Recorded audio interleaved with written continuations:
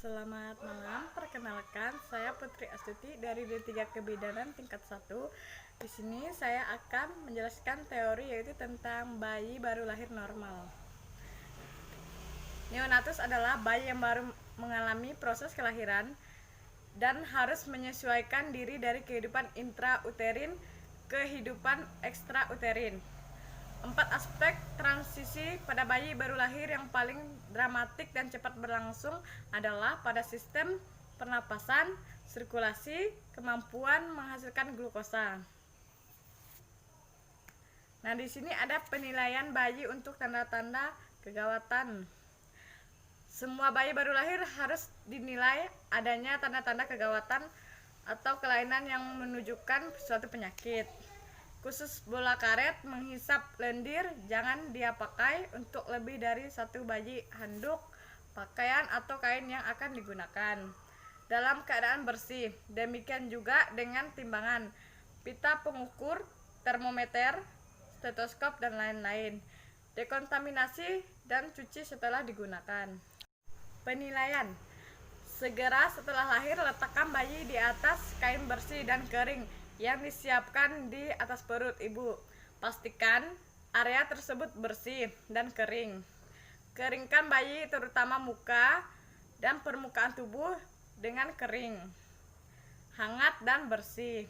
Pastikan semua pakaian, handuk, selimut dan kain yang digunakan untuk bayi sudah dalam keadaan bersih. Selimut bagian kepala bayi. Bagian kepala bayi memiliki luas permukaan yang relatif luas dan bayi akan dengan cepat kehilangan panas jika bagian tersebut tidak tertutup. Merapat di tali pusat. Celupkan tangan yang masih menggunakan sarung tangan ke dalam larutan klonin 0,5% untuk membersihkan darah dan sekresi tubuh lainnya. Nah, bilas tangan dengan air matang atau disinfeksi tingkat tinggi. Ikat ujung tali pusat sekitar 1 cm dari pusat bayi dengan menggunakan benang sinfeksi tingkat tinggi dan klem pasti tali pusat. Maksudnya plastik tali pusat. Lepaskan klem penjepit tali pusat dan letakkan di dalam larutan klonin 0,5%. Selimuti ulang bayi dengan kain bersih dan kering. Pastikan bahwa bagian kepala bayi tertutup dengan baik. Memberikan obat tetes atau salep mata. Nah, untuk mencegah penyakit mata karena klamidia perlu diberikan obat mata pada jam pertama persalinan, yaitu pemberian obat pada eritromisin 0,5% atau tetrasiklin 1%. Sedangkan salep mata biasanya diberikan 5 jam setelah bayi lahir. Pakai sarung tangan bersih pada saat menangani bayi yang belum dimandikan. Pastikan bahwa semua pakaian, handuk, selimut, serta kain yang digunakan untuk bayi telah dalam keadaan bersih. IMD.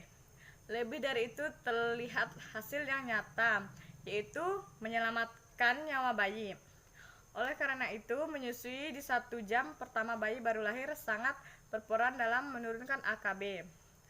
Faktanya, dalam 1 tahun, 4 juta bayi berusia 28 hari meninggal.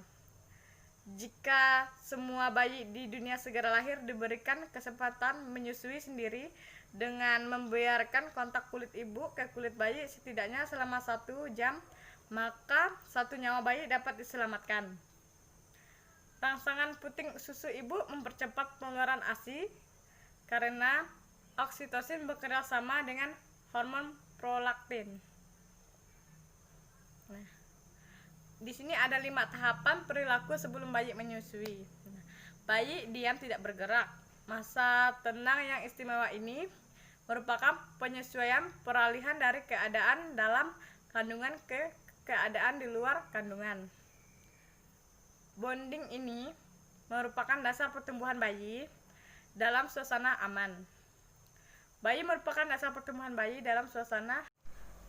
Bayi mencium dan merasakan cairan air ketuban yang ada di tangannya. Bau dan rasa ini akan membimbing bayi untuk menentukan payudara dan puting susu ibu.